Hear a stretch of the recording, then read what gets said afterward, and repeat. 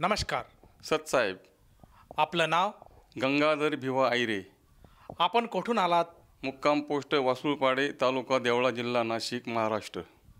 आपला व्यवसाय काय आहे? माझं छोटंसं चप्पलचं दुकान आहे. संत रामपालजी महाराजांची गुरुदीक्षा आपण कधी घेतली? 2018 साली.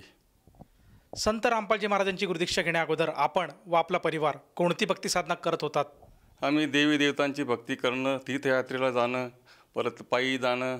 आम्ही त्यावेळेला भक्ती करत करत शांतिगिरी महाराजांनाही गुरु केलेला होता. तर ते आम्ही वेरूळला जायचो, अनुष्ठानला बसायचो, तिथं उपवास धरायचो. तर त्यांनी सांगितल्याप्रमाणे आम्ही शंकरजीची भक्ती करायचो. भस्म लावून पूर्ण अंगाला, परत लुंगी लावून, हातात कडे घालून, माळ घालून आम्ही ती खूप भक्ती करायचो. त्या भक्ती करत करत करत आम्हाला तो सुख तर नाही पण दुःख खूप आलं. इतकं दुःख आलं की माझी शेती विकली गेली. त्यावेळेला शेती विकली गेली. परत मग ते संकट खूप आले. मी ती भक्ती बंद केली. भक्ती बंद केल्यावर परत मी स्वामी समर्थ या मार्गात आलो. स्वामी समर्थमध्ये बी आम्ही श्री स्वामी समर्थ हे मंत्र जाप करायचो. आम्ही याला बरेच मठात जायचो, परत दिंडोरीला जायचो. तिथं खूप वेळा आम्ही ती भक्ती खूप केली. त्या भक्तीतही आम्हाला कुठलाही लाभ झाला नाही. त्यानंतर ती भक्ती मी बंद केली. बंद केल्यावर मी परत ठाकूरसिंग महाराजांना गुरु केला. तिथंही आम्ही याला जायचो, पिंपळण्याला जायचो. तिथंही खूप भक्ती केली. तिथंही आम्हाला कुठलाही लाभ झाला नाही. त्याचप्रमाणे आम्ही गणपती बसवणे, देवी बसवणे, गडावर जाणे, परत साईबाबाच्या दर्शनाला जाणे, ही आम्ही खूप भक्ती केली. परत त्या भक्तीत आम्हाला कुठलाही लाभ झाला नाही. उलट आमच्यावर खूप संकट चालू होते. इतके संकट चालू होते की मी आत्महत्या करायला निघालो होतो. कारण आम्हाला संकट, भक्ती कमी आणि आम्हाला दुःख खूप होत होतं. त्यामुळे मी सगळी भक्ती बंद करून, देवावरचा माझा विश्वास उडून गेला होता. देव नाही जे हा माझ्या मनात आलं होतं. ते भक्ती करणं मी बंद करून दिलं होतं. सर, जसं तुम्ही सांगत आहात की आपण अगदी पूर्वीपासूनच भक्ती मार्गात होतात, त्याचप्रमाणे आपण अन्य गुरुसुद्धा धारण केले होते आणि त्यांनी सांगितलेल्या मार्गावर आपण चालत होतात. मला हे विचारायचं आहे की संत रामपालजी महाराजांची माहिती आपल्याला कशी कळाली आणि आपण त्यांच्या शरणात कसे आलात?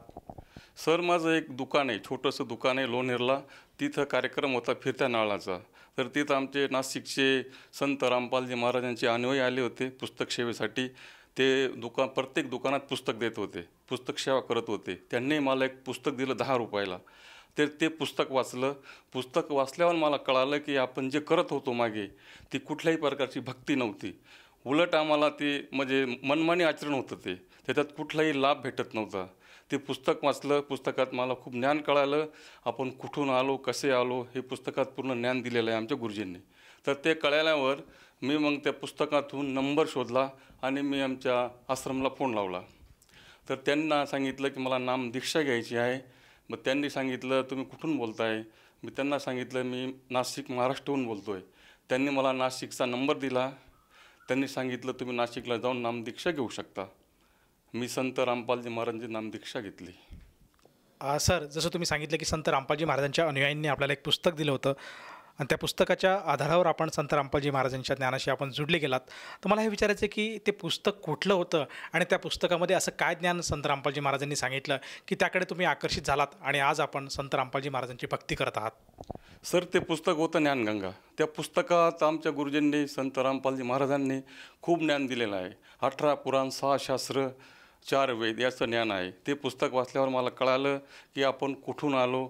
मग त्याचा मोक्षाचा मार्ग सापडला. दुसरी एक गोष्ट अशी की पुस्तक वाचल्यावर मला त्याच्यात कळालं की आपण ही जी भक्ती करत होतो मागची, ती भक्ती आणि ह्या भक्तीमध्ये खूप तफावत दिसली.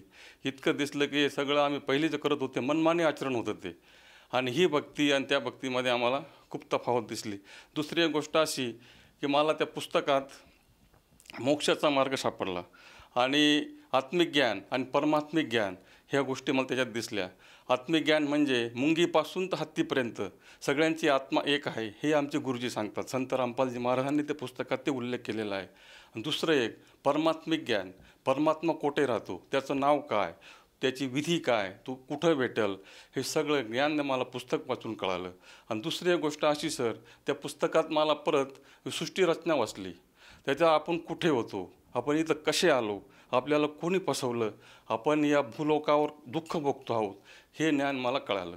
हे कळाल्यावर मी त्या पुस्तकात नंबर शोधला आणि मी तिथं आश्रमला फोन लावला. मग त्यांनी मला सांगितलं तुम्ही नामदीक्षा बिना शुल्क नामदीक्षा तुम्हाला भेटेल. तुम्ही नाशिकला नामदीक्षा घेऊ शकता. हां सर, जसं तुम्ही सांगितलं की संत रामपालजी महाराजांच्या अनुयायांनी जे पुस्तक दिलं होतं ज्ञानगंगा, त्या पुस्तकातलं ज्ञान आपण आत्मसात केलं आणि आपला कुठे कुठे विश्वास बसला की खरा परमेश्वर कोण आहे, भक्तिविधी काय आहे आणि ते आपल्याला पटलं, म्हणून आपण संत रामपालजी महाराजांच्या शरणात आलात.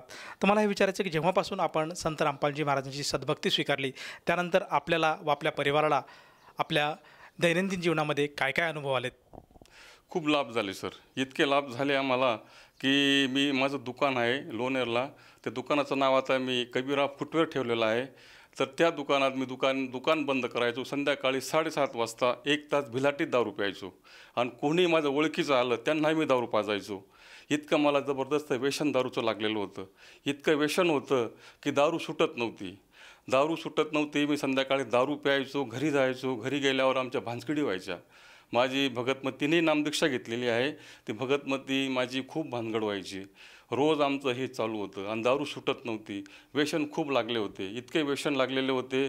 दारू तर होतीच, बाकी तंबाखू गुटखा सगळे व्यसन चालू होते. पण माझ्या गुरुची कृपा झाली, माझं सगळं व्यसन सुटलं. दुसरी एक गोष्ट, मला मोक्षाचा मार्ग मिळाला. हा एक लाभ झाला. हां सर, जसं तुम्ही सांगत होतात की संत रामपालजी महाराजांच्या शरणात येण्याअगोदर आपल्याला व्यसन जुडलेलं होतं दारूचं, त्याचप्रमाणे गुटखा, तंबाखू हे सुद्धा आपण सेवन करत होतात. याचा अर्थ असं की आपण व्यसनाधीन झाला होतात. तर ह्या व्यसनातून आपलं म्हणणं आहे की संत रामपालजी महाराजांनी आपल्याला बाहेर काढलं. मला हे विचारायचं की जेव्हा आपल्याला हे व्यसन जडलं, हे व्यसन आपण किती वर्ष केलं आणि त्या व्यसनातून बाहेर येण्यासाठी आपण अन्य काही प्रयत्न केले होते का? तर व्यसन खूप होतं सर. व्यसन जवळजवळ 18 ते 20 वर्षापासून मला ते व्यसन होतं. त्यासाठी खूप उपाय केले. स्वतः मी त्यासाठी गुरु केलेले होते. संत शांतिगिरी महाराजांनाही गुरु केलं होतं, तिथेही माझं व्यसन सुटलं नाही. ठाकूरसिंग महाराजांनाही गुरु केलं होतं, तिथेही व्यसन सुटलं नाही. मी व्यसनला खूप कदरून गेलो होतो सर. व्यसन कुठं सुटलं नाही.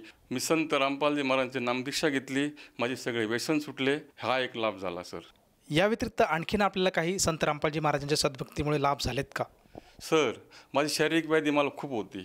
माझे गुडघे इतके दुखायचे की मला मांडी वळून बसता येत नव्हतं. जेवायलासुद्धा मी एक पाय सरळ करून बसायचो. मला जेवता येत नव्हतं. इतके गुडघे दुखायचे की भयंकर वेदना व्हायच्या. त्यानंतर माझ्या कमरेपासून खाली नस इतकी दुखायची, पूर्ण पायाची नस. त्या नसेला मी गोळी खायचो, त्या पेनकिलरची. पण त्या गोळीने फक्त ते 2 दिवस 3 दिवस फक्त आराम पडायचा. विंचवासारखी ती नस दुखायची. मी कदरून गेलो होतो. इतकं भयंकर वेदना झाल्या होत्या. मी नामदीक्षा घेतली तेव्हा आमचे गुरुजी संत रामपालजी महाराजांनी कृपा केली. माझे सगळे आजार बरे झाले. आजपर्यंत सर 2018 पासून तर आत्तापर्यंत माझे गुडघे दुखले नाही. हा एक लाभ मला जबरदस्त झाला. अजून लाभ झालेले आहेत. माझी मुलगी BSc B.Ed झालेली होती.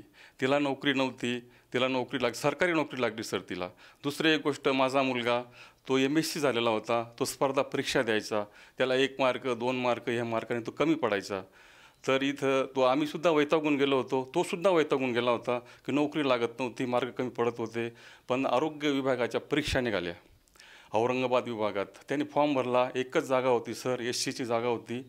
ते टेक्निशियनची पोस्ट होती. ती एकच जागा होती. ते एक जागेसाठी भरपूर पोरं बसले होते. तर तिथं आम्ही परमात्म्याला आराधना केली, आमच्या गुरुजींना संत रामपालजी महाराजांना.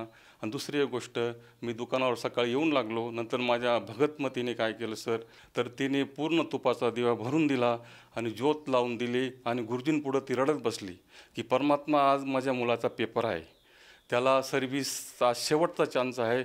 त्याला सर्व्हिसला खूप आम्ही वैतागून गेलेलो आहोत. आमच्याकडे कुठलंही स्टेट नाही, कुठलंही काहीच नाही आहे. तर एकच मुलगा आहे, त्याला सर्व्हिसची खूप गरज आहे. विनंती करत बसली ती परमात्मा पुढं. आमचे गुरुजी संत रामपालजी महाराजांपुढं ती बसली. परमात्माने अशी दया केली सर की माझ्या मुलाचा मला फोन येतो.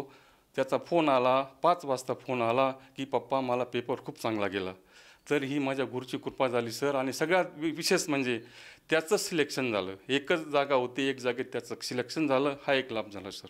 सर, जसं तुम्ही मगाशी उल्लेख केला की संत रामपालजी महाराजांच्या सद्भक्तीमुळे आपलं व्यसन सुटलं, तर ह्या गोष्टीची खात्री पटवण्यासाठी आम्ही आपल्याला एक आव्हान करत आहोत, एक चॅलेंज देत आहे की जर आज आपण प्रेक्षकांसमोर दारूचा 1 घोट जरी घेतला तर आपल्याला त्या मोबदल्यात 1 लाख रुपये बक्षीस आमच्या टीमकडून दिल्या जाईल. तर हे आव्हान आपण स्वीकारू शकाल का? एक लाख काय सर, 1 कोटी बी दिले तरी आम्ही एक दारूचा घोट घेणार नाही, एक दारूला आम्ही हात लावणार नाही. आमचे संत रामपालजी महाराजांची शिकवण आहे की आम्ही दारूला हात काय, आम्ही कुठल्याही प्रकारचं व्यसन करत नाही. आमचे सगळे अनुयायी आहेत. एकही कोणत्याही दारूला कोणी, कोणत्याही व्यसनाला कोणी शिवत नाही, कोणी हात लावत नाही. हे आमच्या गुरुजी शिकवण आहे. आमचे गुरुजी संपूर्ण भारत देशाला व्यसनमुक्त करता आहेत. व्यसनमुक्ती, हुंडामुक्ती हे आमच्या गुरुजी शिकवण आहे. सर, जसं तुम्ही सांगितलं की संत रामपालजी महाराजांच्या सद्भक्तीमुळे आपल्याला बरेचसे लाभ झाले.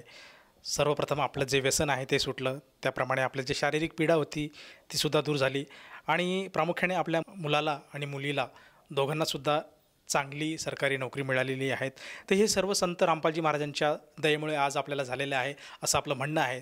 तर आपल्या ह्या अनुभवातून आपण आपल्यासारखे आपले जे आप्तेष्ट आहे, नातलग आहेत, जो समाज बांधव आहेत, जो भक्त समुदाय आहे, जो आज TV चॅनलच्या माध्यमातून आपल्या हा मुलाखतीचा कार्यक्रम बघत आहेत, या सर्वांना उद्देशून आपण आपल्या अनुभवातून काय संदेश द्याल? संत रामपालजी महाराज हे साधारण व्यक्तिमत्व नाही.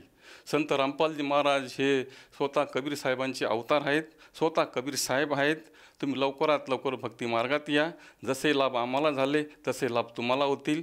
जे गुरुजींचे पुस्तक आहेत, ज्ञानगंगा आहे, जगण्याचा मार्ग आहे, बरेच पुस्तकं आहेत. ते पुस्तक वाचा. यूट्यूबवरती कार्यक्रम असतात, इंस्टाग्रामवर असतो कार्यक्रम, परत TV वर बरेच चॅनलवर गुरुजी सत्संग चालतात, सत्संग ऐका, पुस्तक वाचा, भक्ती मार्गात या, लवकरात लवकर या. संत रामपालजी महाराज हे साधारण व्यक्तिमत्व नाही. संत रामपालजी महाराज हे स्वतः भगवान आहेत, कबीर साहेबांचे अवतार आहेत. आणि तुम्ही भक्ती मार्गात या, तुमचं कल्याण करा, हीच तुम्हाला कळकळीची विनंती आहे. सर, जसं तुम्ही सांगत आहात की आज समाजाने संत रामपालजी महाराजांचं ज्ञान समजून घ्यायला हवं. संत रामपालजी महाराजांनी जे पुस्तकं प्रकाशित केलेले आहे, जसं जगण्याचा मार्ग, ज्ञानगंगा, त्याचप्रमाणे बरेचशा TV चॅनलवर संत रामपालजी महाराजांचे सत्संग येतात. ते सत्संगसुद्धा समाजाने ऐकले पाहिजे. जसं आज तुम्ही समाजाला साथ घालत आहात, हाक देत आहात की सर्वांनी एकदा तरी संत रामपालजी महाराजांचं ज्ञान समजून घ्यायला हवं, तर ह्या अनुषंगाने जर एखाद्याला वाटलं की आपणसुद्धा संत रामपालजी महाराजांच्या शरणात यायला काही हरकत नाही, तर ती व्यक्ती संत रामपालजी महाराजांच्या शरणात कशी येऊ शकेल? सर, आमच्या गुरुजींचा कार्यक्रम चालतो, सत्संगाचा कार्यक्रम चालतो विविध TV चॅनलवरती. तिथं एक पट्टी येते, पट्टीवरती नंबर येतो. त्या नंबरवर तुम्ही फोन करून विचारू शकता. तुम्हाला जवळच्याच केंद्रावर नामदीक्षा भेटू शकते, विनामूल्य नामदीक्षा भेटू शकते. जवळ तुम्ही कुठेही फोन केला, जिल्ह्यात सगळ्या ठिकाणी नामदीक्षा चालू आहे. धन्यवाद. सतसाहेब. संपूर्ण विश्वामध्ये 500 पेक्षा जास्त नामदीक्षा केंद्र आहेत, जिथे निशुल्क नामदीक्षा दिली जाते. निशुल्क नामदीक्षा प्राप्त करण्यासाठी आणि अधिक माहितीसाठी संपर्क करा 7030303951 7030303952. अद्वितीय आध्यात्मिक ज्ञान वाचण्यासाठी, पाहण्यासाठी आणि ऐकण्यासाठी संत रामपालजी महाराज ॲप अवश्य डाउनलोड करा किंवा आमची वेबसाईट www.jagatgururampalji.org वर विजिट करा. आम्हाला सोशल मीडियावर फॉलो करा. सर्व पवित्र धर्मांच्या पवित्र शास्त्रांवर आधारित प्रमाणित अनमोल पुस्तक ज्ञानगंगा किंवा जगण्याचा मार्ग यापैकी कोणतेही एक पुस्तक निशुल्क मागवण्यासाठी आपण आम्हाला आपले पूर्ण नाव, पूर्ण पत्ता, पिनकोड आणि फोन नंबरसह लिहून 7030303951 किंवा 7030303952 या नंबरवर SMS करू शकता किंवा 7030303950 या नंबरवर व्हॉट्सअप देखील करू शकता.